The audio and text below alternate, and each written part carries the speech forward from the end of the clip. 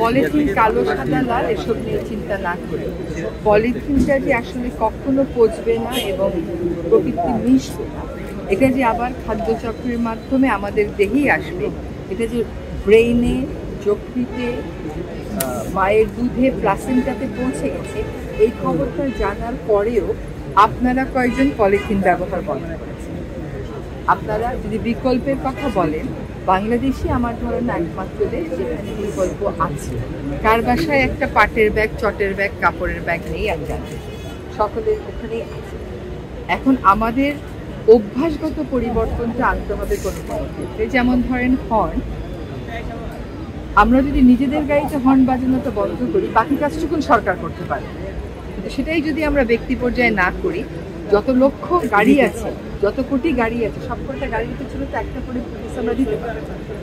আবার কতগুলো পরিবেশের বিষয় আছে, যেমন শিল্প দূষণ, যেমন উন্নয়ন কাজে বন বরাদ্দ দেওয়া, এইগুলো হচ্ছে প্রাইমারিলি সরকারকে দেখতে হবে। তো সেইটা আমরা করার চেষ্টা করছি। আপনাদের চট্টগ্রামের সারাক্ষণই আপনাদের জেলা প্রশাসকের সাথে আমার কথা হয়, কোথাও পাহাড় কাটা হলেই আমাকে ফোন করে বা খবর পাঠায়, আমি তাকে বলি। এবং আপনারা হয়তো জানেন যে চট্টগ্রামে আমরা কিন্তু গোটা এই শহরটাকে 6টা জোনে ভাগ করে দিয়েছি, যেখানে ডিসি অফিসের লোক, একজন পরিবেশবাদী সংস্থা, অন্যান্য পরিবেশ অধিদপ্তরের লোক, বন অধিদপ্তরের লোক থাকবে। কোথাও পাহাড় কাটা হলে ভলেন্টারি হিসেবে কাজ করবে, তারা সরকারকে অবহিত করবে এবং সরকার যে ওটাকে আটকাবে। কিন্তু দেখেন, এই অনুশাসন জেলা প্রশাসককে দেওয়া হয়েছে যে পাহাড় কেউ কাটলে দয়া করে গিয়ে শ্রমিককে গ্রেফতার করবেন, মালিক, 2-1 মালিকের বিরুদ্ধে ব্যবস্থা গ্রহণ করেন, দেখবেন পাহাড় কাটা কমে এসেছে। এখন যেটা হয় যে টম এন্ড জেরি, রাতেবেলা কাটে, আমরা রাতেবেলায় লোক পাঠাই, ওই রাতে বন্ধ থাকে, 2 রাত পরে আবার শুরু হয়।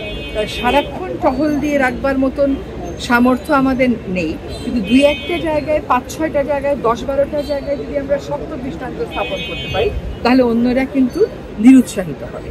এটা সরকারে এসেও চেষ্টা করে যাচ্ছি, সরকারে যখন ছিলাম না তখনও চেষ্টা করে যাচ্ছি। কয়েকটা জায়গায় আমাদেরকে তো দৃষ্টান্ত করতে হবে। যেমন এখানে কথা বলছি, দেখেন কি পরিমাণ হর্ন আছে। এখানে তো ভিতরে রিক্সা নেই, ভিতরে হাট বাজার নাই যে লোকে চলে আসে হর্ন নিতে হবে, এটা অভ্যাস হয়ে গেছে।